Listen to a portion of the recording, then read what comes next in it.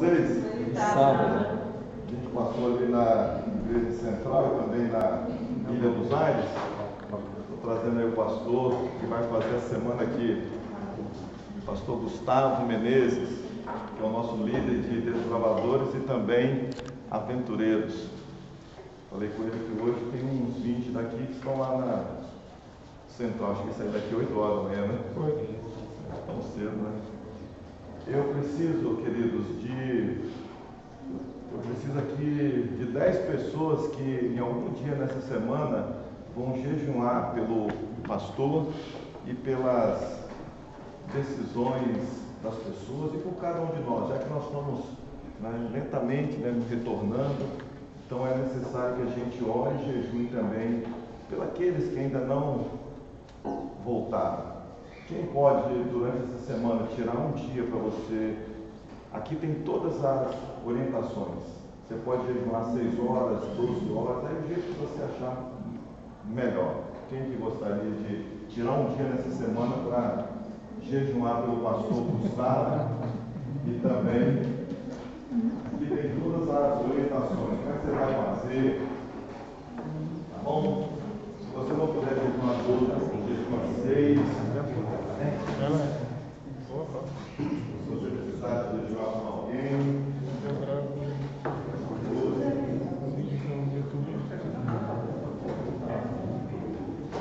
Então, pastor Gustavo,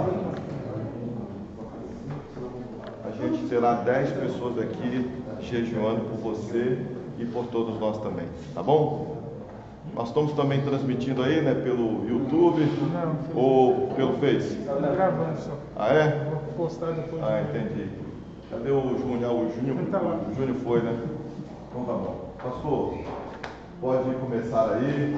Daqui a pouco nós vamos para outra. Mas sinta-se bem aqui.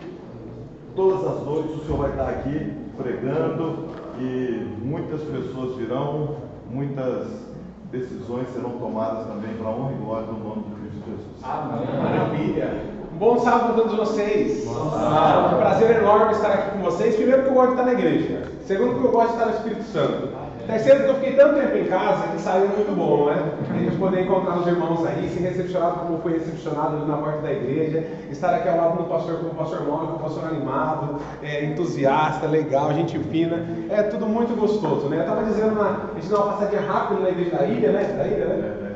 E aí eu estava conversando com o pessoal lá, dizendo para eles assim que na igreja é diferente, né? Não. Olha, não quer dizer que a gente se afastou de Deus nesse período da pandemia, não quer dizer que a gente não participou dos cultos, participamos, né?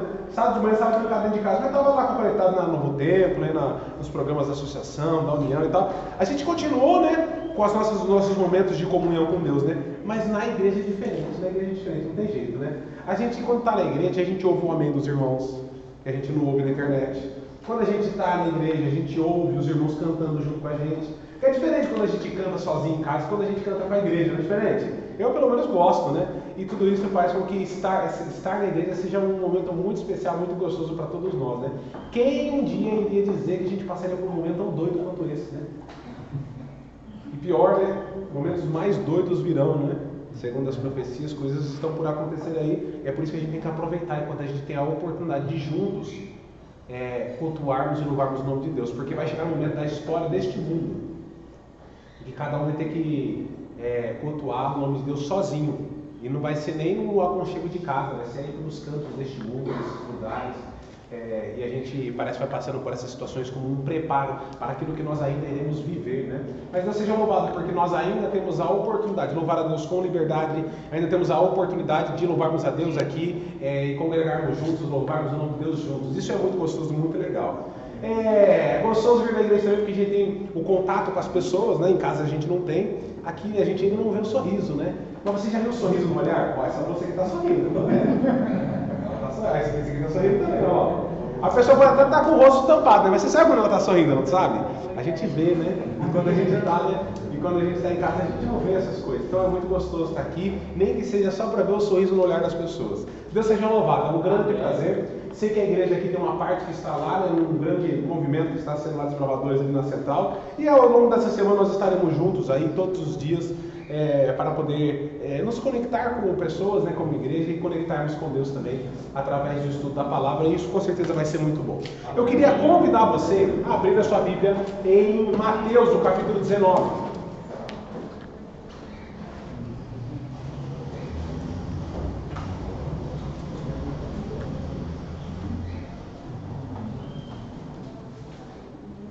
E enquanto isso, eu estou chegando aqui, eu estou chegando agora, né? Estou conhecendo agora. E aí, vou fazer algumas perguntas aqui para poder conhecer o público aqui, né? Quantos aqui, por um acaso, são membros dessa igreja? Membros dessa igreja. Quantos são membros dessa igreja? Temos alguns aqui, são membros da igreja. Quantos aqui? Mais ou menos. Então, para contemplar você, quantos aqui são membros dessa igreja mais ou menos? Quantos aqui são adventistas, membros da igreja adventista, mas são de outra igreja onde estão nos visitando aqui? Tem alguém? Nós temos algumas pessoas ali, o pessoal ali da AMN, que legal, o negócio é show de bola, eu gosto do esquema lá. Eu ainda não tenho dinheiro para entrar, você tem que ter uma moto, né? Eu não tenho a moto, mas quando eu começar a aceitar a bicicleta, vocês me avisam que eu estou dentro lá, tá certo? Quantos aqui não são adventistas ainda, não são batizados na igreja adventista? Tem alguém aqui que não é batizado ainda na igreja adventista? Maravilha. Quantos aqui já são adventistas há mais de 5 anos? Mais de 10. E quantos são adventistas há menos de 5? Nós temos alguns aqui, que legal. Que bom. É muito legal estar aqui com vocês e eu queria convidar vocês para dar uma olhadinha aqui, Mateus, no capítulo 19, nós temos um texto muito especial aqui para nós estudarmos. Eu vou falar assim meio rapidão, porque eu termino de pregar aqui, eu corro lá para esse salão pregar lá, tá bom? Mas se por acaso vocês perderem alguma coisa que eu estou falando muito rápido, aí depois você assiste lá, coloca na internet ali no negócio mais lento, né? E você vai pegando a ideia lá, tá certo? Quando nós olhamos aqui para a palavra de Deus, a gente dá uma olhadinha aqui nessa história, a gente vê que havia um jovem que ele tinha uma pergunta muito importante no seu coração. A pergunta que ele tinha é a pergunta mais importante que, na minha opinião, nós encontramos na Bíblia. E para mim, é a pergunta mais importante que nós podemos fazer nos dias de hoje, ainda hoje. É a pergunta mais importante que existe. Esse jovem ele já tinha perguntado para muitas pessoas, já tinha conversado com rabinos, talvez já tinha conversado com outras pessoas inteligentes, pessoas que conheciam a palavra de Deus, mas talvez ele ainda não havia encontrado uma resposta que fosse satisfatória. Mas a pergunta era importante. E ele ouviu falar nesse tal de Jesus, que era uma pessoa diferente, ele fazia milagres, ele tinha uma mensagem diferente, uma mensagem profunda, uma mensagem bíblica, uma palavra que vinha de Deus, que explicava as coisas como ninguém explicava naquela época. E aí o que aconteceu? Ele falou assim, vou atrás desse Jesus aí que eu estou falando aí, quem sabe ele tem a resposta da minha pergunta. E aí ele foi atrás de Jesus, e quando ele chegou lá, enquanto ele estava lá olhando para ver, conhecendo esse Jesus aí, de repente os escribas e fariseus que estavam lá, colocaram Jesus numa situação complicada, quando perguntaram para ele acerca do divórcio. Um assunto difícil de falar até nos dias de hoje, né? Mas quando eles perguntam para Jesus acerca do divórcio, Jesus lhe traz uma resposta totalmente diferente daquilo que eles estavam esperando para aquele momento. Jesus, em vez de enfatizar o divórcio, em vez de enfatizar a separação, Jesus enfatiza o amor, o motivo pelo qual o casamento ele foi criado, qual é o motivo pelo qual o casamento deve existir. Jesus era uma pessoa diferente, respondia as coisas de maneira diferente. Aí de repente, enquanto ele estava lá, respondeu e tal, aquela coisa toda, de repente as crianças estavam ali para poder assistir a Jesus falando. E quando eles estavam ali, de repente os discípulos chegaram lá e falaram assim, meninada, vamos sair daqui, vocês estão fazendo bagulho, estão atrapalhando aqui, esse aqui não é o lugar de vocês. Naquela época, as crianças não entravam nas sinagogas. E às vezes a gente tem esse costume, né, de levar traduções de um lugar para o outro e tal, essa coisa toda, e os discípulos devem ter pensado, olha, lá na sinagoga, geralmente a gente faz culto lá, geralmente tem pregação, aqui nós não estamos na sinagoga, mas aqui está tendo culto, está tendo pregação, então o ambiente é o mesmo, então se lá as crianças não podem, aqui as crianças também não podem. Vamos tirar a criançada daqui. Mas Jesus, ele era diferente. Jesus, ele pensava as coisas de maneira diferente, ele agia de maneira diferente. Enquanto os discípulos queriam tirar as crianças de lá, o que foi que Jesus disse? Deixai vir a mim os pequeninos, porque deles é o reino dos céus. Jesus pensava as coisas de maneira diferente. E aqui Jesus traz uma lição para a gente muito especial. Você sabe que eu gosto muito das crianças, né? Eu gosto muito dos juvenis, dos adolescentes. Eu trabalho com eles. Eu já trabalho com juvenis e adolescentes há 7 anos da minha vida. E a gente tem que ter sabedoria para trabalhar com crianças, juvenis e adolescentes. A gente tem que ter cuidado, a gente tem que ter carinho, a gente tem que ter paciência para trabalhar com eles. As crianças não são adultos. Nossa, pastor, o senhor é um gênio, né? Mas é verdade. Tem gente que parece que não percebeu isso aí. Tem gente que quer que a criança se comporte na igreja como se comporta um adulto. Sendo que você, quando era criança, não se comportava dessa maneira como você está pedindo. O que eu estou dizendo não é que as crianças podem fazer o que quiser dentro da igreja. Eu não estou aqui incentivando a irreverência dentro da igreja por parte das crianças, mas as crianças elas são diferentes. A gente tem que ter paciência com as crianças. Não, não é? Esse aqui não é criança não, esse aqui é um menino não. Ah, é? Tem 9 anos. 9 anos você? Rapaz, você vai ser jogador de basquete. Ou quem sabe um profissional de natação, um jogador de vôlei, tem um monte de coisa que você pode fazer. Né? Nós temos que ter paciência com as crianças. Eu lembro que quando eu estava numa igreja de Catanduva, no interior de São Paulo, meu pai é pastor também. E quando eu estava lá na igreja, eu lembro que era final do ano, eu vou falar uma coisa aqui para vocês, eu não estou fazendo propaganda de nada, tá? Eu só estou contando uma história que realmente aconteceu comigo. Não estou fazendo propaganda nenhuma. Eu até aconselho que você não tome esse tipo de coisa, porque eu não tomo. Mas, quem tem aí um pouquinho mais tempo de quilometragem, quilômetros rodados, né? Vai se lembrar que algum tempo atrás, quando chegava na época do Natal, tinha uma propaganda muito famosa e conhecida, que todos os anos mudava, mas a linguagem era sempre a mesma, de um refrigerante chamado Coca-Cola. Não estou fazendo propaganda dele não, só contando a história que aconteceu comigo. E aí, passava, a propaganda era mais ou menos o seguinte, era no Polo Norte, aquele monte de neve, tinha uns ursinhos, né, os ursos polares e tal, família de ursos assim, e passava um caminhão de rigor. Aí você assistiu a propaganda. E passava um caminhão vermelho assim, escrito Coca-Cola, brilhante, cheio de luzes, e tocava uma música que era mais ou menos assim, ó, você lembra? O Natal vem vindo o Natal. Lembra dessa música? Marcou a gente, não marcou? Era uma propaganda aí que pegou a gente. E lá no interior de São Paulo, não sei se isso acontecia aqui no Espírito Santo, mas no interior de São Paulo, com uma jogada de marketing que acontecia naquela época, o que eles faziam? Quando chegava próximo do Natal, eles tinham um caminhão da Coca-Cola, vários, né? Igualzinho da propaganda. E eles passavam pelas cidades, em todas as ruas, para fazer propaganda, né? E aquilo acabava gerando uma comoção na cidade. Porque imagina você ver na sua cidade um caminhão bonito, que nem aquele da propaganda, que passava em todas as ruas, cheio de luz, cheio de iluminação, as crianças ficavam doidas. Todo mundo queria ver o caminhão. E mais legal do que isso, em cima do caminhão ficava um Papai Noel. E ele passava e jogava bala para as crianças na rua. Já aconteceu? Já tinha por aqui também isso daí? Não? Já passou. Uma vez ou outra já passou, né? Então era uma coisa assim espetacular. E eu lembro que eu estava na igreja, sentado mais ou menos ali naquela região ali, ó. E aí, eu lembro que tinha um corredor assim do lado ali, que você podia sair pelo corredor ali. Lá no fundo da igreja tinha uma porta de vidro. Eu estava no culto, o culto já estava terminando, meu pai estava pregando nesse dia, e aí de repente estava no momento final do culto, já íamos cantar o hino final. De repente, o que é que passa lá na rua? O caminhão da Coca-Cola. Quando o caminhão da Coca-Cola foi passar por lá, eu falei assim, não posso perder isso aí não. Eu estava com a minha mãe. Imagina, passa uma vez no ano. É que nem comendo, se você não vê, é só daqui a um tempão. Tipo eclipse. Se você não vê, se você não acordar aquele horário, era 6 horas da manhã, você acordou 6h05, pô, perdeu, só daqui a 10 anos. Peguei e virei pra minha mãe, posso ir lá fora ver o caminhão da Coca-Cola? A mãe falou assim, pode, filho. Entendi, o culto já tinha acabado, tinha me comportado. Uma vez na vida, uma vez na morte. Entrei lá, fui saindo por fora. Quando eu cheguei lá na porta, tinha uma senhora lá na frente da porta, assim, o nome dela era Lourdinha. Ei, Lourdinha. A Lourdinha estava na frente da porta e falou, onde você vai? Ela sabia onde é que eu ia. Devolver o caminhão. Ela falou, você não vai porque o culto ainda não terminou. Aí eu falei assim para ela, que eu tinha conversado, tinha recebido a autorização da pessoa mais importante do mundo. Quem é a pessoa mais importante do mundo para um adolescente, uma criança? Eu falei com a minha mãe, e ela disse que eu podia ver. Ela falou, sua mãe disse que podia, mas eu disse que não pode. Quando não terminar o culto, você não sai.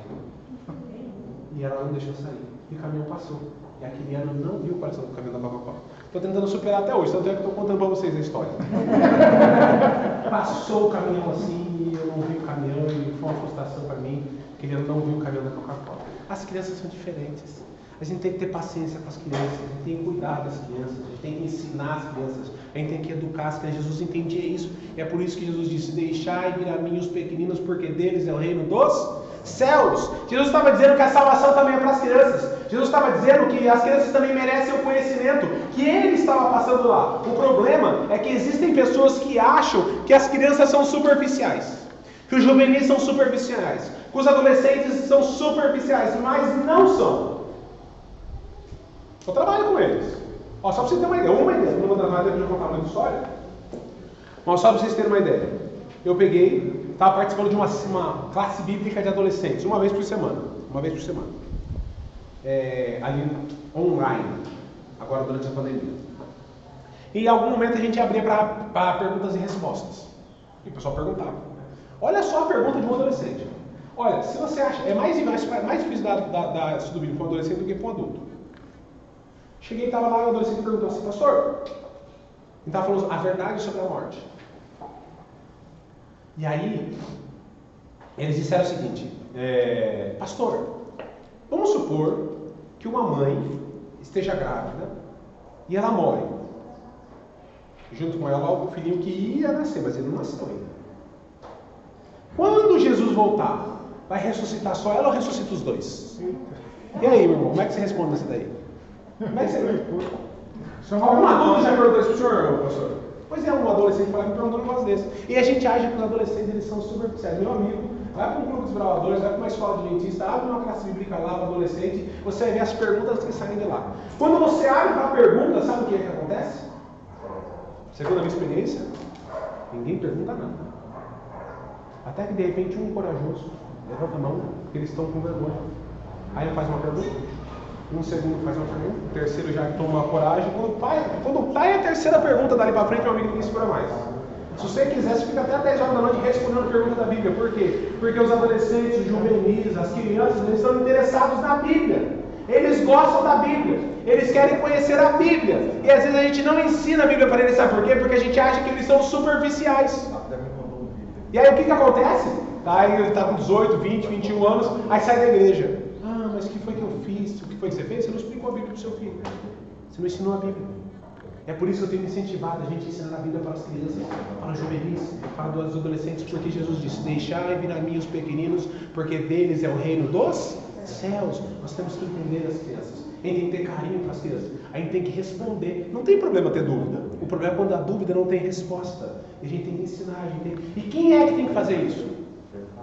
Os pais. E infelizmente tem muitos pais que estão terceirizando esse tipo de compromisso para a igreja, para o clube dos desbravadores, para o clube dos aventureiros. E aí ele vai lá e estuda lá, e não estuda em casa. Os pais deveriam uma vez por semana, no mínimo, parar para poder ensinar o porquê que nós acreditamos nas coisas que nós acreditamos. O que é que a gente pensa sobre a morte? O que é que nós pensamos sobre o sábado? Por que a gente guarda o sábado? Se você não sabe explicar, então vai pesquisar. Para poder ensinar para o seu filho. Ah, pastor, por que está nos 10 mandamentos? Essa não é a resposta. Porque se a gente tirar os 10 mandamentos da Bíblia, ainda assim a gente continua guardando o sábado. Não sei se você sabe disso.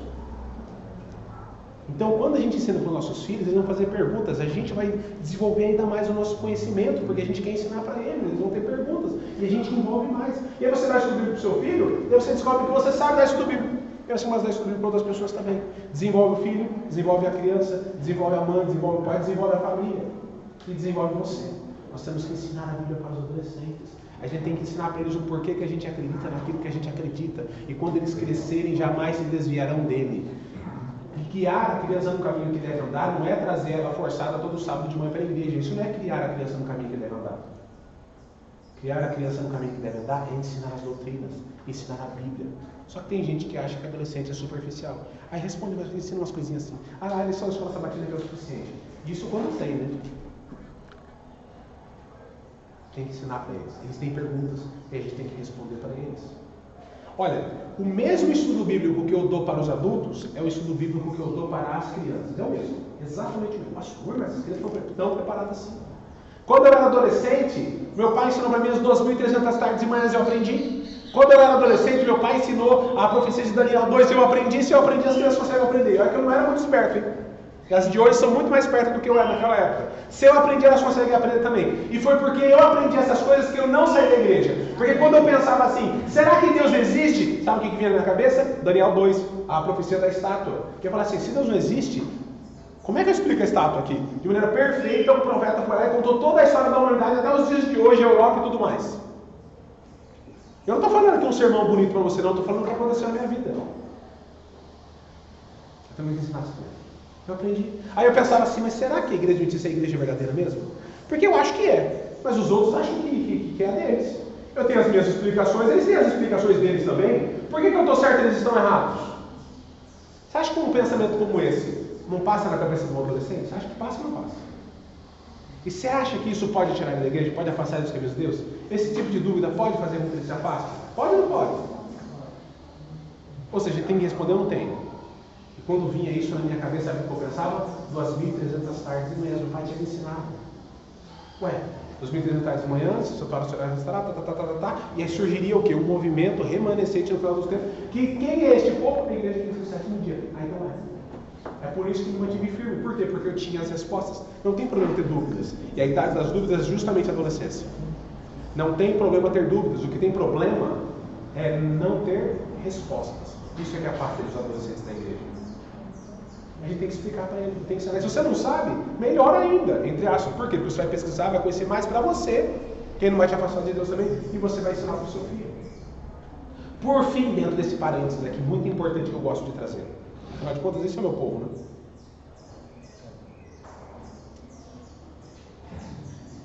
Tem às vezes crianças que pegam e entram em contato comigo, né? Conversa, a gente vai no Campuri, alguma coisa e tal. Pastor, quero me batizar. Já aconteceu com você, pastor? Um adolescente vinha, um juvenil, pastor, quero me batizar. Aí a gente vai lá e fala pro pai: olha, o seu filho me falar pra gente que quer se batizar. O que você acha? Será que a gente pode organizar? Quando é que vai ser e tal? Será que pode fazer? Não. Aí, não, pastor, não dá ainda, não dá não. Ah, por que não dá? Ele quer se batizar? Não dá porque não está preparado ainda. Quando um pai diz um negócio desse pra mim, ele pode até não perceber, porque eu tento ser simpático, né? Mas aqui dentro da minha cabeça está passando o seguinte assim, ó. Se ele não está preparado, a culpa é tua. Ou é do clube de oradores? Ou é do clube de aventureiros? Ou é da igreja? Ele não está preparado, você está falando mal de você mesmo. Porque se ele não está preparado, a culpa é tua. Mas eu quero dizer para vocês, meus queridos irmãos, que nós temos que preparar as crianças para o reino dos céus. Foi o que Jesus disse: deixai vir a mim os pequenos, porque deles é o reino dos céus. E como é que a gente prepara ele para o reino dos céus? Ensinando a Bíblia para eles, ensinando as doutrinas da igreja, ensinando o porquê que a gente acredita no que a gente acredita. E eu lhe garanto que quando ele tiver 18, 19, 20 anos, em vez de ele sair da igreja, ele vai estar trazendo gente para a igreja. Vai de hoje, final de semana, ele tem batismo, não tem não, pastor? E se você tem um filho, um juvenil e um adolescente, eu gostaria de batizá-lo neste final de semana agora. Quero aproveitar que eu vim aqui para a gente resolver esse assunto aí. E você vai começar a estudar a Bíblia com ele hoje, não é amanhã não. Você deixar para amanhã, e amanhã você deixa para amanhã, que deixa para amanhã. É hoje você já vai começar a estudar a Bíblia com ele. E até o final da semana você vai conseguir estudar com ele 7 assuntos. E ele vai se batizar nesse final de semana. E depois você vai continuar os estudos com ele, preparando o seu filho. E é justamente o batismo que vai fazer com que você tenha um compromisso que você precisa ter com os seus filhos. Então, se você tem um filho que é adolescente, que é juvenil, que tem idade batismal, que ainda não é batizado, hoje você vai chegar na sua casa e você vai perguntar para ele: filho, você por um acaso gostaria de ser batizado? Quem vai responder não é você. Quem vai responder é quem? É ele. E aí ele vai falar assim: pai, você é assim. Ou ele vai falar que não, tudo bem, nós vamos trabalhar um pouquinho mais com você. Depois dá uma surra nele. Estou brincando. Depois então, você vai trabalhar um pouquinho mais.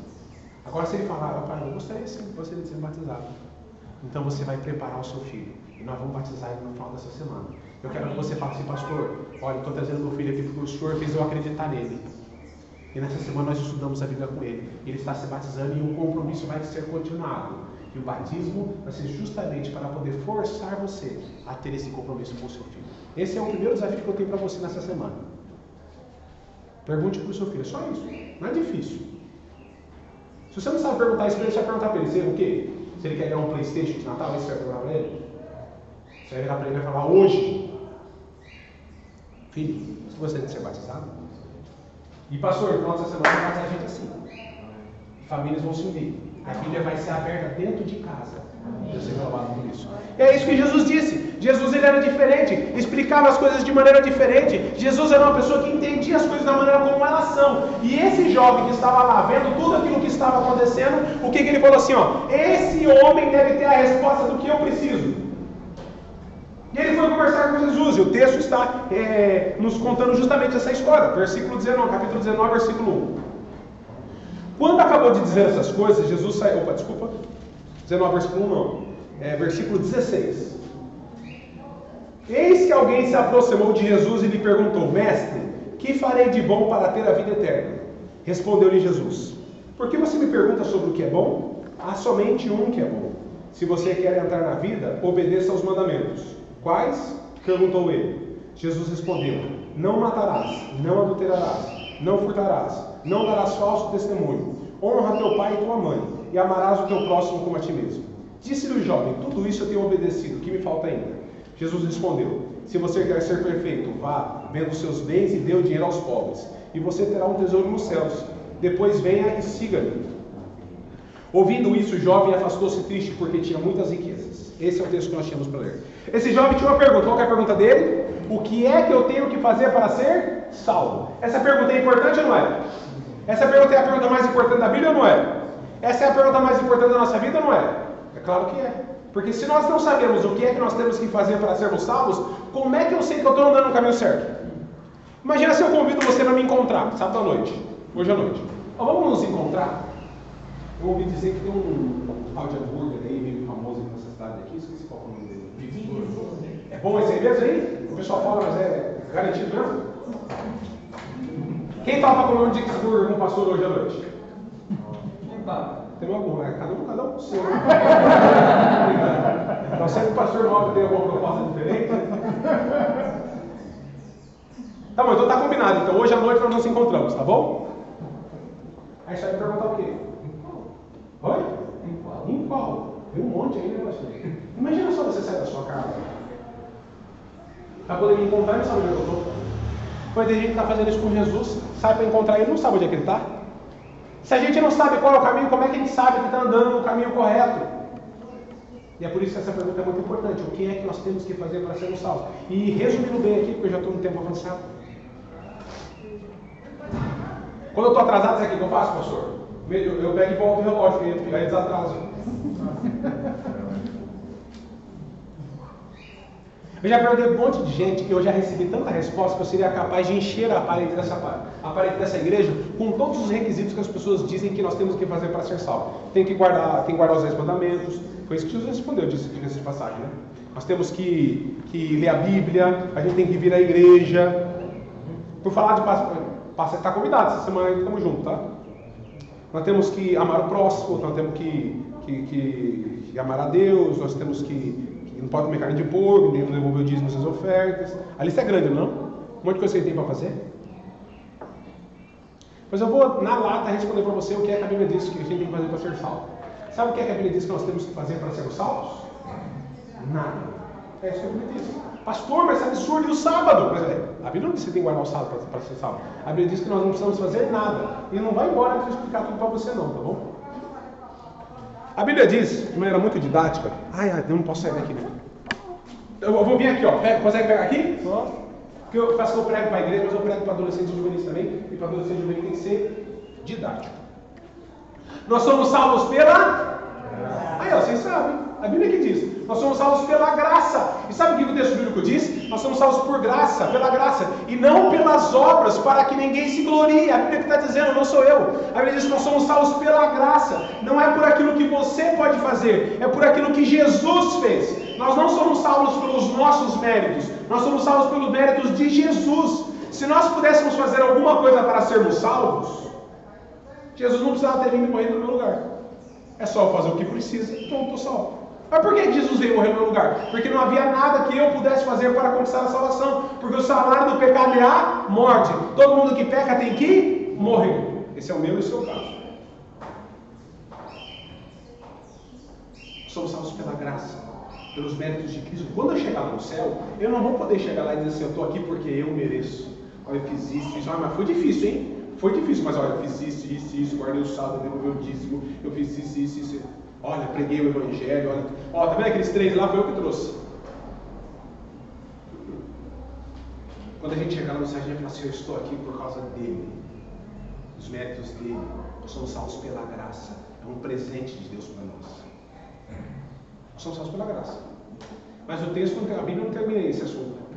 A Bíblia diz que nós somos salvos pela graça, mediante a fé. Ou seja, para que a graça aconteça na minha vida, eu preciso ter. E ter fé, o que é ter fé? Ter fé é confiar. Ter fé é crer. Ter fé é acreditar. Tem como confiar numa pessoa 99%? Tem como confiar numa pessoa 80%? Assim, ó, eu confio 80%, mas 20%. Confiança é assim, né? Ou você tem, ou você não tem. Imagina só, tem minha esposa, né, Renata, minha filhinha Sofia. Imagina se minha esposa confiasse em mim 95%. Esse ano eu não viajei muito por conta da pandemia, mas normalmente durante o ano eu passo aí pelo menos 3 meses do ano viajando, quando eu sou então uns 3 meses fora de casa.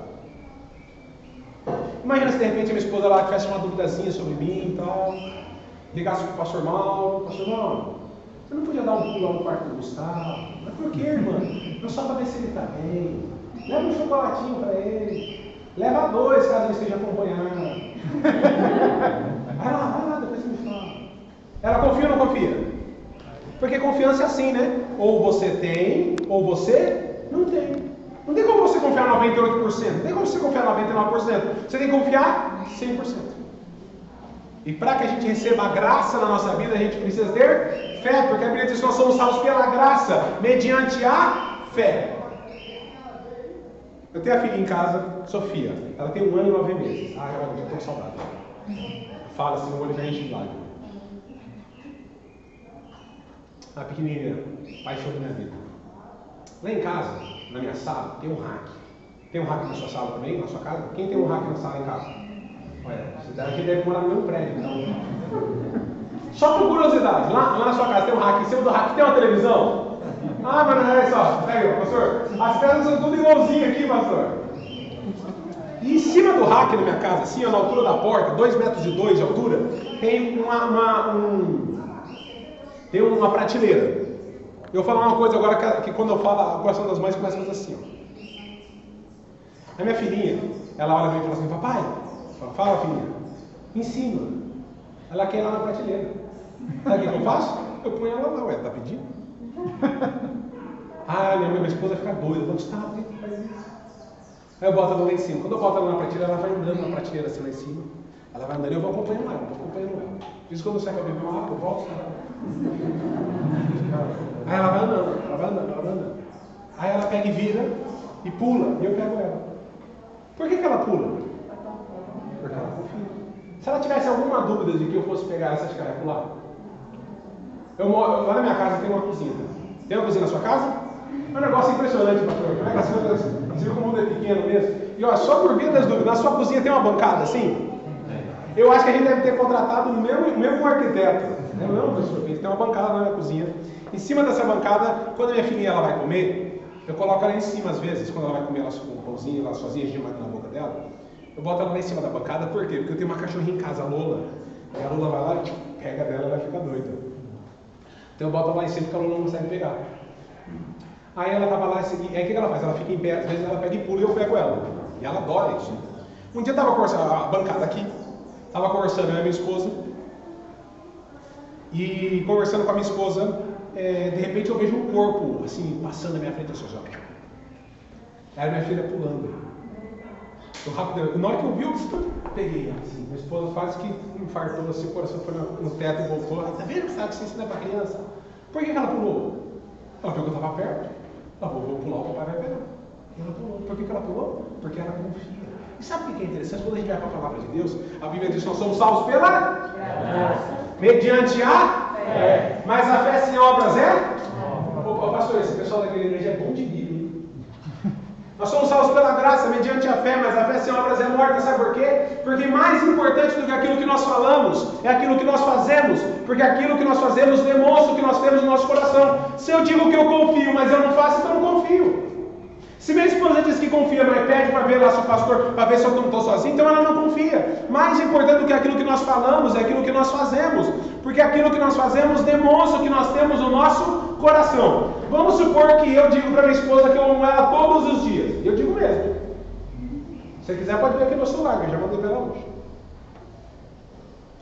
Mas todo dia eu bato nela também. Eu amo ou não amo? Amo ou não amo? Mas por quê? Mas se eu digo que eu amo ela todo dia, como é que você vai acreditar naquilo que eu estou falando?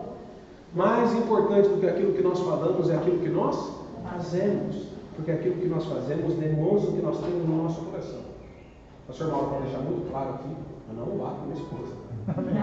Só quando ela merece. Ela nunca merece, ela é uma baita minha esposa. Fica gravado no canto desse, daqui a pouco a mulher está pensando batendo em casa.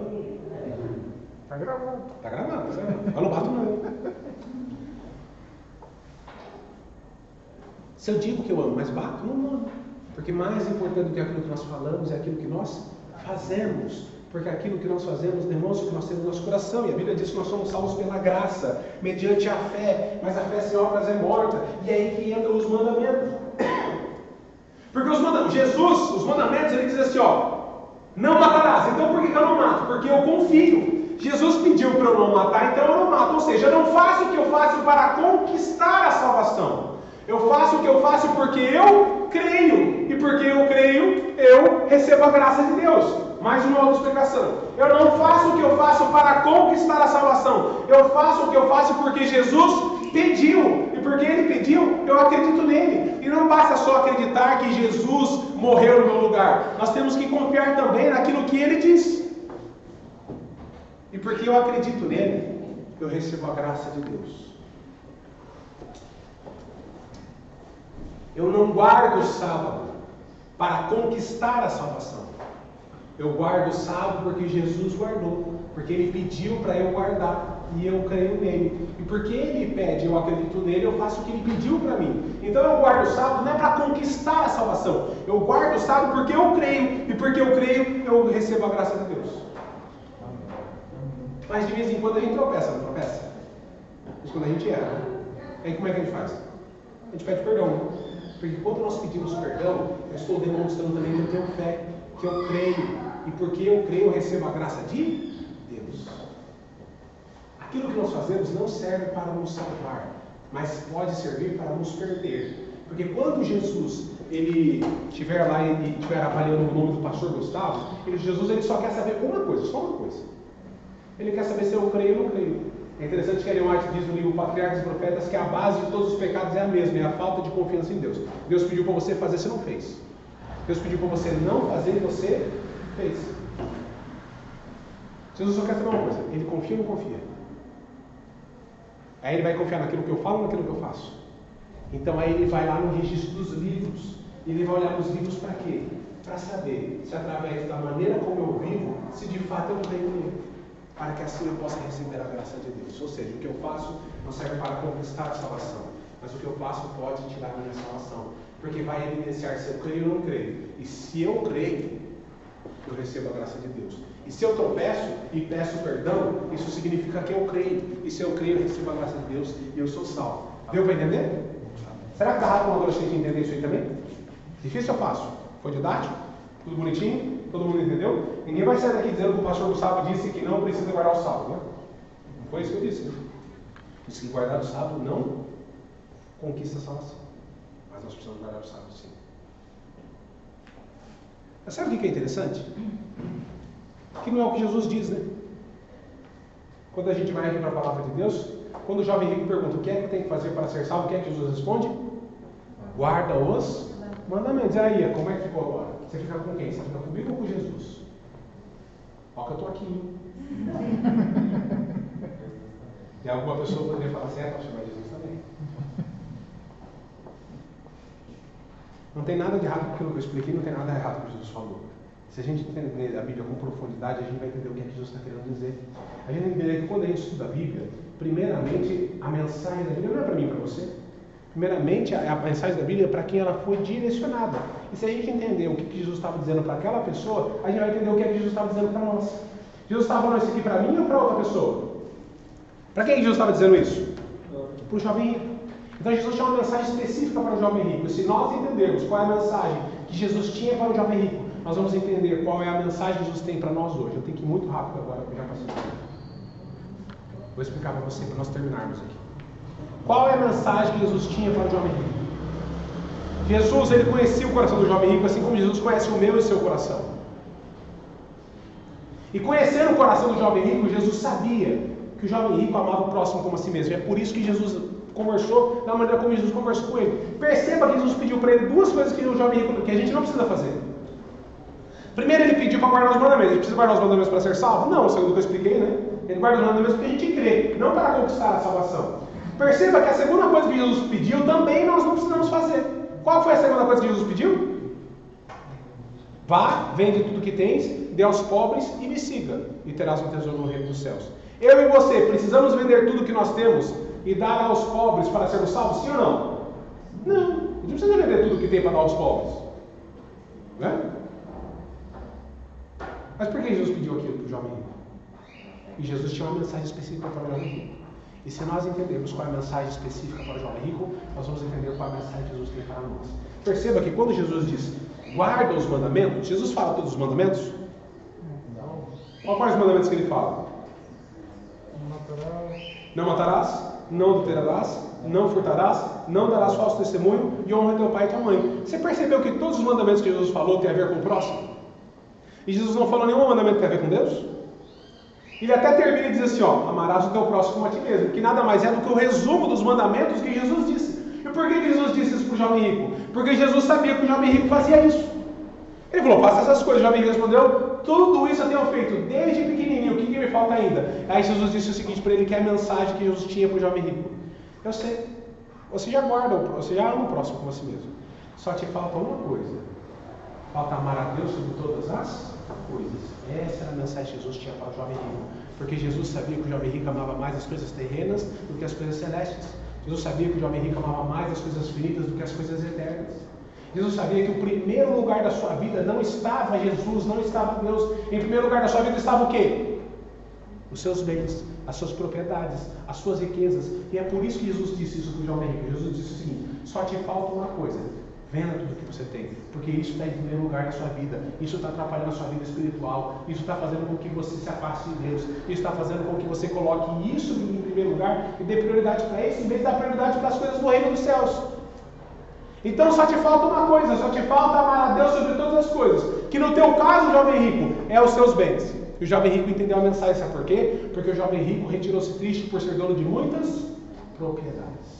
O jovem rico preferiu ficar com as coisas terrenas do que com as coisas celestes. Quando a gente entende qual é a mensagem que Jesus tinha para o jovem rico, nós entendemos qual é a mensagem que Jesus tem para nós hoje. Qual é a mensagem que Jesus tem para nós hoje? Que nós devemos colocar a Deus sobre todas as coisas. No caso do jovem rico, Jesus pediu para o jovem rico vender os seus bens. Se fosse no seu caso, o que é que Jesus pediria para você? Será que ele pediria para você vender os seus bens também? Ou será que Jesus pediria uma outra coisa que você tem colocado no lugar de Deus? A mensagem que Deus tem para você hoje é a mesma mensagem que Jesus tem para nós. A mensagem que Jesus tem para nós hoje é a mesma mensagem que Jesus tinha para o jovem rico. Coloque a Deus em primeiro lugar da sua vida e tire do trono do seu ser aquilo que está tomando o lugar de Deus. Essa é a mensagem que Jesus tinha para o jovem rico. É a mensagem que Jesus tem para juvenis, para adolescentes, para jovens, adultos e idosos, para batizados e não batizados, para quem tem menos de 5 anos de igreja, para quem tem mais de 5 anos de igreja. Essa é a mensagem que Deus tem para membros e para pastores. Colocar a Deus em primeiro lugar da nossa vida. Quem é que deu para aprender hoje, hein? Nós somos salvos pela? Mediante a fé. E a fé sem obras é? Nós não fazemos o que nós fazemos para conquistar a salvação. Nós fazemos o que nós fazemos porque nós cremos em Deus. E o que Ele pede, a gente faz. E quando a gente erra, a gente pede perdão. E assim a gente demonstra a fé que tem e recebe a graça de Deus. Amém. Deus abençoe a cada um de vocês. Deus cuide de cada um de vocês. Esse é o primeiro encontro que nós temos, de vários encontros que nós temos essa semana. E você está convidado para estar aqui conosco ao longo dessa semana. E eu vou dizer uma coisa para você. Geralmente, pessoal, você tem que vir, tem que ouvir isso que os pastores falam. Eu sou um pastor diferente, você percebeu? Venha se quiser. Se não quiser, não venha. Mas se quiser, venha. Se você vier, eu vou estar aqui. Se você não vier, eu vou estar aqui também. Se você vier, nós vamos estudar a palavra de Deus. Se você não vier, nós vamos estar estudando a palavra de Deus aqui sem você. Você é o nosso convidado. E se quiser convidar pessoas que não são adventistas, parentes, primos, irmãos, olha, eu gostei do jeito que esse pastor fala, acho que eu vou trazer uma pessoa especial aqui. Você pode convidar essas pessoas também. Mas você tem um compromisso para hoje. Que compromisso que você tem para hoje? Qualquer? Vamos ver se alguém lembra, duvido. Hã? Não ouvi ainda. Perguntar ao filho o quê? Tem alguém aqui que tem essa pergunta para fazer em casa? Então aguarda a resposta. Deus abençoe cada um de vocês. Vamos orar?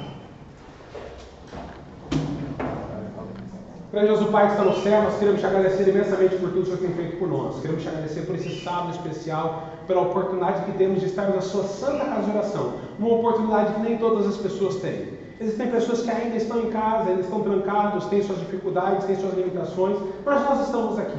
Pedimos para que o Senhor nos abençoe, bem como abençoe também a vida de cada um daqueles que em casa estão. Nos abençoe, esteja conosco, que essa mensagem ela entre no nosso coração, que nos ajude a entender o caminho da salvação.